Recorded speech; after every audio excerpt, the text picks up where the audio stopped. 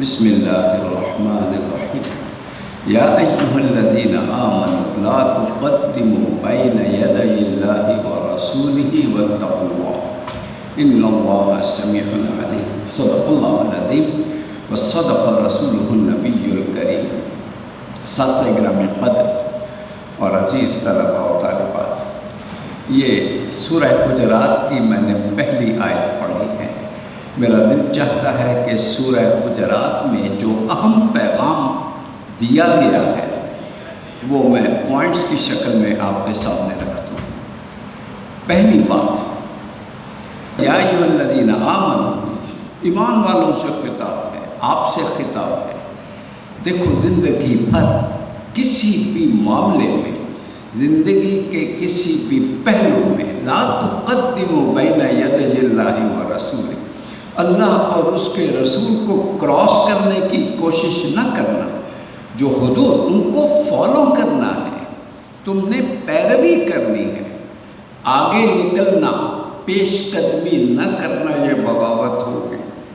اس کو آپ کہہ سکتے ہو یہ اسلامی دستور کی پہلی کلاس ہے۔ ان آل میٹرز، انڈیویجولی اور سوشلی اور پولیٹیکلی اور اکنامک، کسی بھی معاملے میں اللہ اور اس کے رسول کی دی ہوئی ہدایات کو فالو کرنا ہے، کراس نہیں کرنا۔ یہ پہلی بات۔ دوسری بات، یہ مقام مصطفیٰ کا ذکر ہو رہا ہے۔ اللہ اکبر۔ یا ایھا الذین آمنوا، ایمان والو، لا ترفعوا اصواتکم فوق صوت النبی۔ اللہ اکبر۔ کیسا مقام ہے، کیسا مقام ادب ہے، جس کے بارے میں اقبال کہتے ہیں ادب گاہی زیر آسماں از عرش نہ سکتا۔ آسمان کے نیچے ایک ادب گاہ ہے جو عرش سے بھی زیادہ نازک ہے۔ قرآن کیا کہہ رہا ہے؟ دیکھنا، نبی کے سامنے ان کی آواز کے مقابلے میں اپنی آواز کو کہیں بلند نہ کر دینا۔ ایسا کیا تو تمہارے سارے اعمال ضائع ہو جائیں گے اور تمہیں پتہ بھی نہیں چلے گا۔ یہ دوسری بات ہے۔ مقام مصطفیٰ کی نزاکت کو سمجھنا کی ضرورت ہے۔ دو باتیں ہو گئی۔ تیسری بات، یا ایھا الذین آمنوا ان جاءکم فاسق بنبأ، ہوتا ہے انڈیویجول لیول پہ یا اسٹیٹ لیول پہ کوئی بڑی خبر آتی ہے اور آپ جلدی سے ایکشن لینے کے لیے تیار ہو جاؤ۔ قرآن کیا کہہ رہا ہے؟ خبردار، پہلے اچھی طرح تحقیق کر لیا کر، فتبین۔ ایسا نہ ہو کہ تم ایکشن لے لو اور بعد میں تمہیں شرمندگی اٹھانا پڑے، میں نے ایسا کیوں کیا۔ غصے میں آ کر کوئی قدم اٹھانا، میں نے کہا نا، انڈیویجول لیول پر، فیملی لیول پر، نیشنل لیول پر، انٹرنیشنل لیول پر ایسا کبھی نہ کرنا۔ ایک مثال دے دوں، جلدی سمجھ جاؤ گے۔ انٹرنیشنل لیول پر کیا ہے؟ فار ایگزامپل، انٹیلیجنس رپورٹس ملی کہ عراق کے پاس ویپنز آف میس ڈسٹرکشن ہے، اس پر چڑھائی کر دی گئی، عراق کو برباد کر دیا گیا۔ 5 لاکھ بچے، چونکہ ادویات پر پابندی تھی، 5 لاکھ بچے مار ڈالے گئے۔ اتنا بڑا ظلم۔ اور بعد میں جب عراق پر قبضہ کر لیا، ایک ایک انچ کو چھان مارا، ایک بھی ویپن آف میس ڈسٹرکشن نہ مل سکا۔ کتنی بڑی شرمندگی عالمی سطح پر اٹھانا پڑی، لیکن ہمیں اتنی حیا نہ آئی کہ دنیا سے ہم معافی مانگ لیتے ہیں۔ دوسری بات، اللہ اکبر۔ نیکسٹ پوائنٹ، ان طائفتان من المؤمنین اقتتلوا، اگر مسلمانوں کے 2 گروہ آپس میں لڑ پڑے، 2 گروہ ہوں، 2 فیملیز ہوں، 2 ملک آپس میں لڑ پڑے، ایمان والے مسلمان لڑ پڑے، تو تمہارا رول کیا ہونا چاہیے؟ ایک آپشن یہ ہے کہ تجھ کو پرائی کیا پڑی، اپنی نبیڑ تو، تمہیں کیا ضرورت ہے تیسرے معاملے میں ٹانگ اڑانے کی؟ جی، پنجابی میں کہتے ہیں سانوں کی۔ No, this should not be your culture. Rise to the occasion, اٹھو اور اپنا رول پلے کرو۔ اگر یہ دوستوں کا کوئی معاملہ ہے تو اس دوستوں کا پورا گروپ جو ہے شوڈ فیل کنسرن اور اپنا رول پلے، تاکہ ان دو دوستوں میں صلح صفائی پیچ اپ کر رہے۔ میاں بیوی کا معاملہ ہے تو پورا خاندان حرکت میں آئے۔ دو قبیلے لڑ پڑے تو دونوں قبیلے ایک ایک فرد پر لازم ہے کہ وہ اپنا فرض ادا کرے۔ اسی طرح دو مسلمان ملک آپس میں لڑ پڑے، یہ تو بہت بڑی بات، تو پھر عالم اسلام کو حرکت میں آنا چاہیے۔ میں پھر یہاں ایک مثال دوں گا۔ ماضی میں دو اسلامی ملک ہمارے پیارے بھائی، ایک عراق اور ایک ایران، آپ ہو سکتا ہے آپ اس وقت پیدا ہی نہ ہوئے ہوں، میرا خیال یہ بچوں کو تو آپ پیدا ہی نہیں ہوئے جب کا یہ واقعہ۔ یہ دونوں ملک آپس میں 8 سال تک برسر پیکار رہے، جنگ کرتے رہے، ہزاروں بلکہ لاکھوں مسلمان دونوں طرف سے مارے گئے۔ میں کیسے، اب میرے بچے ہوں، میں دکھ کے اپنا دکھ آپ کے ساتھ شیئر کرنا چاہتا ہوں۔ عالم اسلام خاموش تماشائی بنا رہا، اپنا رول پلے نہ کر سکا، یہ نہ فیصلہ کر سکا ان دونوں میں سے ایگریشن کس نے کمٹ کی، یہ نہ کر سکا، دکھ ہوا، غیروں کو مداخلت کرنا۔ یہ تیسری بات تھی۔ اللہ اکبر، اللہ اکبر۔ میں اپنا ذاتی واقعہ بھی یہاں پر سنایا کرتا ہوں اکثر۔ مجھے یاد ہے مجھے ایک فون آیا کہ اسلام آباد سے کہ تمہارے یہ فیملی میں یہ لوگ، آپ ان جانتے ہو، میں کو بڑی اچھی طرح جانتا ہوں، they are closely related to me, میاں بیوی میں ناچاکی ہو گئی ہے، کاغذات لکھے جا چکے ہیں، ابھی سرو نہیں ہوئے، اگر بچانا ہے تو آج۔ آپ یقین مانیے میں پریشان ہوا، اپنی مسز سے کہا اٹھو، ہم اسی وقت نکلے اور رات تک پہنچ گئے، ساری رات فری کیمپ کے ساتھ مذاکرات کیے، اللہ سے مدد مانگتے رہے۔ اللہ کا شکر ہے صبح فجر کے وقت دونوں میں صلح صفائی ہو گئی تھی، اور وہ آج تک الحمدللہ خیر و برکت سے زندگی گزاری ہے انہوں نے، الحمدللہ۔ یہ چھوٹی سی مثال، آپ رول پلے کریں، مدد تو اللہ کی ہوتی ہے۔ میری بات سمجھ آ گئی ہے؟ شاباش۔ نیکسٹ پوائنٹ، اللہ اکبر۔ ہمارے سوشل ریلیشن جو ہیں ان میں دراڑیں ڈالنے والی کچھ ایسی حرکتیں، کچھ ایسی باتیں ہیں۔ ایمان والوں، تمہارے اندر یہ خرابیاں کبھی نہ داخل ہو جائیں، ان 6 سے تم نے بچ کے رہنا۔ اچھا، وہ جو پہلی میں نے بات کی کہ 2 گروہ لڑ پڑے تو میں صلح کرا دیا کرو، اس میں ایک آیت میرا جی چاہتا ہے سنا دوں کہ کیوں رول پلے کرو۔ انما المؤمنون اخوۃ، سب مومن آپس میں بھائی بھائی ہیں۔ تمہارے اپنے گھر میں 2 بھائی لڑ پڑے تو تم غیر جانبدار رہو گے؟ نہیں، تم صلح کرانے کی کوشش کرو گے۔ اسی طرح سے 2 گروہ ہوں، 2 فیملیز ہوں، 2 ملک ہوں، اگر آپس میں لڑ پڑے تو پورے عالم اسلام کی ڈیوٹی ہے۔ اینڈ لاسٹ پوائنٹ، 6 باتیں، اس کو تو اس طرح سے ٹپس پہ یاد کر، جس میں ہمارا یہ معاشرہ ڈوبا ہوا ہے، انڈیویجول لیول سے لے کر social level and political level پر۔ ذرا میں آپ آیات پڑھوں گا اور آپ کے سامنے وہ سارے چہرے آ جائیں گے جو ہماری فیملی میں، ہماری سوسائٹی میں یہ برائیاں کس قدر جڑ پکڑ چکی ہیں۔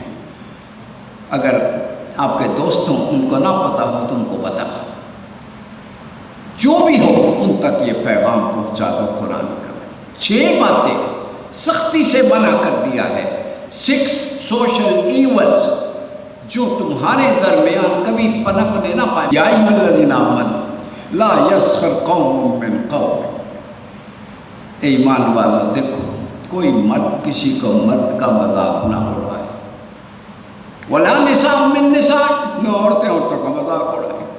ہو سکتا ہے جن کا تم مذاق اڑا رہے ہو وہ تم سے اچھے ہوں۔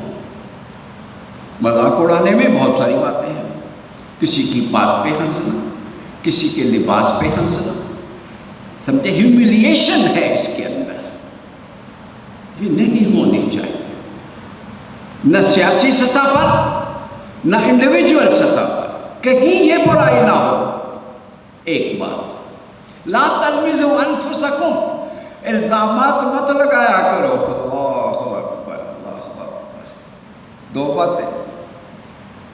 تیسری بات، لا تنابزوا بالالقاب، یہ تو بہت زیادہ ہو رہا ہے، جس کا نام ہے اس کی نام سے پکارو، غلط نام، ذلت آمیز القابات سے مت پکارو، یہ گناہ ہے۔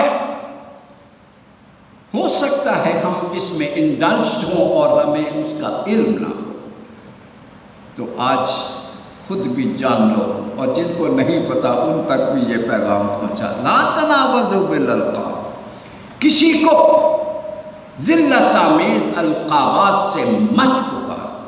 میں نے آپ سے کہا تھا یہ خرابیاں سب سے زیادہ ہماری سیاست میں پائی جاتی ہیں۔ آپ دعا تو کرو میرے ساتھ میں، اللہ کریم ہماری سیاست کو ان برائیوں سے پاک کر دے، ان سے بچنے کی توفیق عطا فرمائے۔ 3 باتیں ہوں گی، آئی ریپیٹ، کوئی کسی کا مذاق نہ اڑائے، الزامات مت لگاؤ، 2، تیسرے ذلت آمیز القابات سے مت پکارو۔ بس ذلت آمیز میں نے کیوں کہا ہے؟ ایک لقب ہوتا ہے جس سے جو عزت آمیز ہوتا ہے، جس سے عزت بڑھتی ہے۔ قائد اعظم رحمۃ اللہ، علامہ اقبال ماشاءاللہ، شاعر مشرق، بہت سارے القابات ہیں جس سے دوسروں کی عزت بڑھتی ہے، اور میں وہ القابات دہرانا نہیں چاہتا جو ہماری سوسائٹی میں دہرائے جاتے ہیں۔ ذلت آمیز القابات جس سے دوسرے کی شخصیت ڈیمیج ہوتی ہے، مت کرنا کبھی ایسا، مت کرنا کبھی ایسا۔ 3 باتیں۔ بئس الاسم الفسوق بعد الایمان، اگر کوئی صاحب اس میں مقام حاصل کر لیں ان برائیوں میں تو یہ ڈوب مرنے کا مقام ہے۔ ایمان لانے کے بعد تمہاری مشہوری یہ ہو جائے کہ یہ دوسروں کو ذلت آمیز کتنے خوبصورت القابات پکارتے ہیں، کتنا زیادہ بدنام کرتے ہیں، کس قدر الزامات لگاتے ہیں، کس قدر یہ مذاق اڑانے میں ان کا مقام ہے، اگر تمہارا مقام اس میں ہو تو یہ شرم کا مقام ہے۔ وَمَن لَّمْ يَتُوب، اگر تم باز آ جاؤ، ابھی بھی باز نہیں آتے ہو، فَأُولَٰئِكَ هُمُ الظَّالِمُونَ، یہ ظلم ہے، بہت بڑا گناہ ہے۔ 3 باتیں، 3 اور ہیں۔ یا ایھا الذین آمنوا اجتنبوا کثیرا من الظن، بدگمانی سے بچا کرو۔ یہ بدگمانی انڈیویجول لیول پہ بھی ہو سکتی ہے، فیملی لیول پہ بھی ہو سکتی ہے، سوشل لیول پہ اور نیشنل لیول پر، پولیٹیکل لیول پہ بھی ہو سکتی ہے۔ کسی بدگمانی کا شکار نہ ہو۔ یہ بدگمانی ہی تو ہے جو افواہوں کو جنم دیتی ہے۔ میں اپنی ذاتی چھوٹی سی مثال دے دوں، گھر میں میری یہ رسٹ واچ کہیں گم ہو گئی، میں ڈھونڈ رہا تھا تو شیطان نے میرے دل میں بدگمانی ڈالی، یہ جو میڈ بچی کام کرتی ہے اس نے اٹھا لی ہو، خیال آ گیا۔ بعد میں مجھے مل گئی، پھر میں نے اپنے آپ کو کہا، شرمندہ ہوا، کیوں تم نے برا خیال اس بچی کے بارے میں کیا؟ میرے پیارے بچوں، بدگمانی کسی لیول پہ ہو جائز نہیں ہے۔ نمبر 5، وَلَا تَجَسَّسُوا، دوسروں کی برائیوں کی ٹوہ میں نہ لگو کہ اس کو لے اڑو اور ان کو بدنام کرو۔ لاسٹ اینڈ نمبر 6، وَلَا يَغْتَب بَعْضُكُم بَعْضًا، اور کسی کی عدم موجودگی میں غیبت مت کیا کرو۔ غیبت کیا ہوتی ہے؟ کہ برائی ہے، شخص میں ہے، وہ موجود نہیں ہے، in his absence اور in her absence آپ بیٹھے ہوئے ہو محفل میں اور اس کا ذکر کر رہے ہو اور اس کو بڑا لائٹلی لیتے ہو، you may enjoy، لیکن قرآن کہتا ہے خبردار، اس کی شخصیت ڈیمیج ہو رہی ہے جس کی تم غیبت کر رہے ہو، and he or she is absent، وہ اپنا دفاع بھی نہیں کر سکتا۔ لہذا مثال دی، اَيُحِبُّ أَحَدُكُمْ، غور کرو کہ تم میں سے کوئی شخص یہ پسند کرے گا کہ اپنے مردہ بھائی کا گوشت نوچ لے اور کھا لے؟ نہیں نہیں بالکل نہیں، ایسا کیسے ہو سکتا ہے؟ ایک تو بھائی ہے، پھر مردہ ہے، پھر میں اس کا گوشت نوچوں، یہ تو بہت بری برائی ہے۔ فرمایا تو جو غیبت کر رہے ہو یہ کیا ہے؟ یہی تو ہے۔ کیوں مردہ کیوں کہا؟ ہی از ایبسینٹ، کانٹ ڈیفینڈ۔ گوشت نوچنے کا مطلب تم اس کی عزت کو داغدار کر رہے ہو، بدنام کر رہے ہو۔ دو باتیں، اللہ اکبر اللہ اکبر۔ خبردار، ایحب احدکم ان یاکل لحم اخیہ میتا فکرہ، یہ تو تمہیں برا لگتا ہے۔ واتقوا اللہ، اللہ سے ڈرتے رہو، اللہ سے ڈرو اور اس سے ڈرتے رہو۔ یہ 6 باتیں سن لیں، آئی ریپیٹ، کوئی کسی کا مذاق نہ اڑائے۔ نمبر 2، الزامات مت لگایا کرو۔ نمبر 3، برے القابات سے مت پکارو۔ نمبر 4، بدگمانی مت کرو۔ نمبر 5، کسی کی برائیوں کی تہ میں نہ لگو، تجسس یہ نہ کرو، اس کی CID مت کرو۔ نمبر 6، اس کی غیبت مت کرو اپنے کسی بھائی کی۔ یہ 6 برائیاں تمہارے اندر نہیں ہونی چاہیے۔ اب سنو لاسٹ پوائنٹ کا مطلب، ان 6 برائیوں کی جڑ کیا ہے؟ ایک ہی جڑ ہے، لہذا اگلی آیت میں یہ سارا واضح کر دیا۔ آپ ذرا غور کرو، پھر میں آیت سناتا ہوں۔ ان 6 برائیوں کی روٹ کاز، جڑ کے اندر اصل خرابی کہاں پہ؟ where does lie the real issue؟ وہ کیا ہے؟ اب سنو پورا، پہلے میں آپ کو بتا دوں وہ کیا ہوتا ہے، جسے ہم کہتے ہیں سپیریورٹی کمپلیکس۔ سمجھتے ہو؟ بندہ اپنے آپ کو سپیریئر سمجھتا ہے، دوسرے کو انفیریئر سمجھتا ہے، گھٹیا سمجھتا ہے، اسی لیے تو مذاق اڑاتا ہے۔ الزامات یہ تکبر کی علامت ہوتی ہے۔ برے القابات سے پکارتا ہے، بدگمانیاں بھی کرتا ہے، الزامات بھی لگاتا ہے، سارا کچھ کرتا ہے۔ سپیریورٹی کمپلیکس، یہ 2 سائیکالوجی آپ میں سے کو پڑھ رہا ہے ماشاءاللہ۔ تو یہ بیٹا سپیریورٹی کمپلیکس بھی بیماری ہے اور انفیریورٹی کمپلیکس بھی، یہ دونوں سائیکولوجیکل ڈیزیزز ہیں۔ اب سنو قرآن کے الفاظ، اللہ یا ایھا الناس، اب پوری دنیا کو مخاطب کر دیا ہے۔ انا خلقناکم من ذکر و انثی، یہ سپیریورٹی کمپلیکس کی بنیاد کیا ہے؟ What is the basis, what is the logic, what is the evidence, کیا ثبوت ہے؟ انا خلقناکم من ذکر و انثی، قرآن نے کیا خوبصورت دلیل دی ہے۔ بات سنو، ایک باپ ہو، ایک ماں ہو اور بچے ہوں، بتاؤ وہ بچے ایکول ہوتے ہیں یا کوئی سپیریور کوئی انفیریئر ہوتا ہے؟ بولو، ایکول ہوتے ہیں۔ There is no concept of superiority complex within the family، بچوں میں۔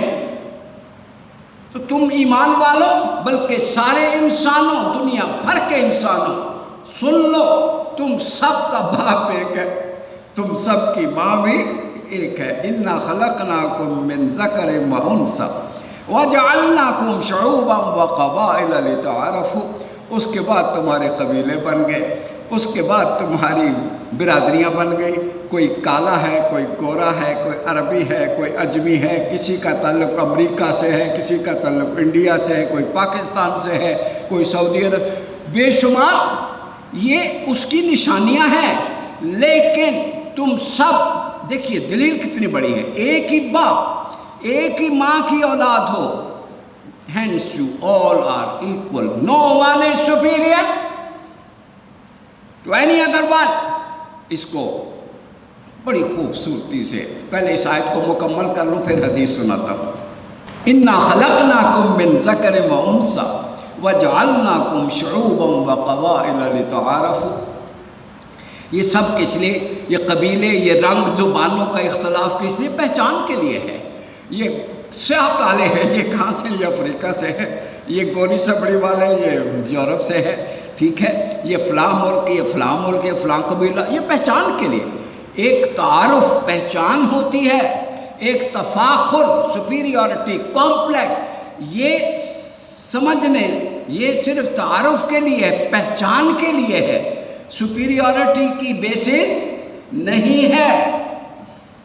ہم نے اسے بیسز آف سپیریارٹی بنا لیا ہے.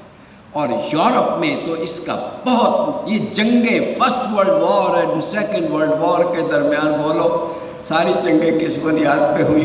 ہماری نیشن ان سے بلند ہے، ٹھیک ہے. یہ انگلش اور جرمنی کے درمیان، پنجابی میں جسے کہتے ہیں اٹ کتے کا ویر، ان کے درمیان ایسی دشمنی تھی، گورے اور کالے کے درمیان. یہ جہالتیں وہ ہیں جسے اللہ کے رسول نے خطبہ حجۃ الوداع میں کیا فرمایا تھا؟ اللہ اکبر. یہ دور جاہلیت کے نسلی امتیازات اور تفاخر تحت قدمی ھذا، آج میرے پاؤں کے نیچے، انڈر مائی فٹ، آج میں اس جہالت کو ختم کر رہا ہوں. میرے پیارے بچاؤ، میں نے نہیں بتانا، باپ سے پوچھنا ہے، ایمانداری سے بتاؤ. اللہ کے رسول نے جس جہالت کا خاتمہ کیا تھا، نسلی امتیازات ہوں یا لسانی تفاخر ہو یا نسلی ہو یا برادری ازم ہو، جو بھی ہے، جن چیزوں کو، جس کمپلیکس کو اللہ کے رسول نے اچھا اس کی وضاحت فرما دی. لا فضیلۃ لعربی علی العجمی، کسی عربی کو کسی عجمی پر کوئی سپیریورٹی نہیں ہے. ولا لأحمر علی الاسود، کسی گورے کو کسی کالے پر کوئی فضیلت نہیں. امریکہ میں ڈونلڈ ٹرمپ یہی تو کرتا رہا ہے، اس نے پھر سے گورے اور کالے کی تمیز کو ابھارا ہے. دور جاہلیت بار بار لوٹ کے آتی ہے. اللہ کے رسول صلی اللہ علیہ وسلم نے کیسا انقلابی قدم اٹھایا ہے، ہیومن ایکوالٹی کا قدم اٹھایا ہے، انسانی مساوات کا سبق دیا ہے اس آیت میں اور نبی پاک صلی اللہ علیہ وسلم کے اس فرمان میں. جب ہم انسانی مساوات کو مان لیں، بچہ میری بات سنو غور سے، جب انسانی مساوات کو مان لیں، بچے جب ایکول ہوتے ہیں تو ان کے رائٹس بھی ایکول ہوتے ہیں. پھر ایکسپلائٹیشن کی بنیاد نہیں، یہ economic exploitation, social exploitation, political exploitation کی ساری بنیاد یہ امتیازات اور یہ دور قدیم کی جاہلیتیں ہیں، جسے میں آج دور جدید کی جاہلیت کہتا ہوں. میرے پیارے بچوں، تم پڑھے لکھے، you are Ravian.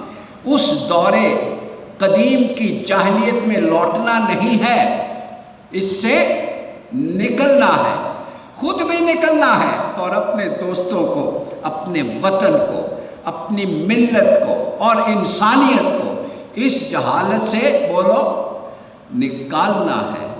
Do you wish to rise as revolutionary leaders؟ بولو نبی صلی اللہ علیہ وسلم کے راستے پہ چلتے ہوئے your role and my role، yes، to rise as revolutionary leaders. یہ ہوتے ہیں ریولوشنری لیڈر جو انسانوں میں امتیازات، نسلی اور یہ لسانی قسم کے امتیازات ختم کر کے ایکوالٹی اینڈ سوشل جسٹس لے کر آتے ہیں. دنیا میں اگر عدل چاہتے ہو تو اس ایکوالٹی کے تصور کو ماننا پڑے گا. نہیں مانو گے کبھی عدل نہیں ہوگا، ہمیشہ یہ ظلم، دنیا ظلم سے بھری رہے گی. اینڈ پھر میں کہتا ہوں، پھر آپ کہو گے یہ لاسٹ ورڈ بار بار میرے ہونٹ پہ ایک آیت آ گئی ہے، اللہ اکبر. قرآن کیا کہتا ہے؟ ہم نے قرآن کس لیے نازل کیا ہے؟ لِيَقُومَ النَّاسُ بِالْقِسْطِ، تاکہ پوری انسانیت کو عدل، جسٹس مل جائے.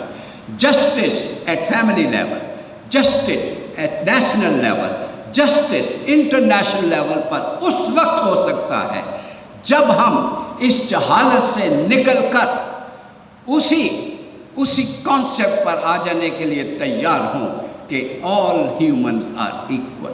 میرے پیارے بچوں، یہ پیغام ہے قرآن کا، انقلابی پیغام ہے. اس لیے نبی پاک صلی اللہ علیہ وسلم جسٹ پروفٹ نہیں، پروفٹ آف ریولوشن تھے. اور قرآن صرف کتاب نہیں، the book of revolution. And you are just not students, you are revolutionary leaders. اللہ کریم میرے ان بچوں کو انقلابی رہنما بنا دے. میرے فوٹو میں ایک شعر آ گیا ہے، ذرا سن لو. اللہ اکبر. جس میں نہ ہو انقلاب، موت ہے وہ زندگی. یہ کیا ہوا؟ برگر کھاؤ اور پیپسیاں پیو اور خراٹے مارو؟ نو. جس میں نہ ہو انقلاب، موت ہے وہ زندگی.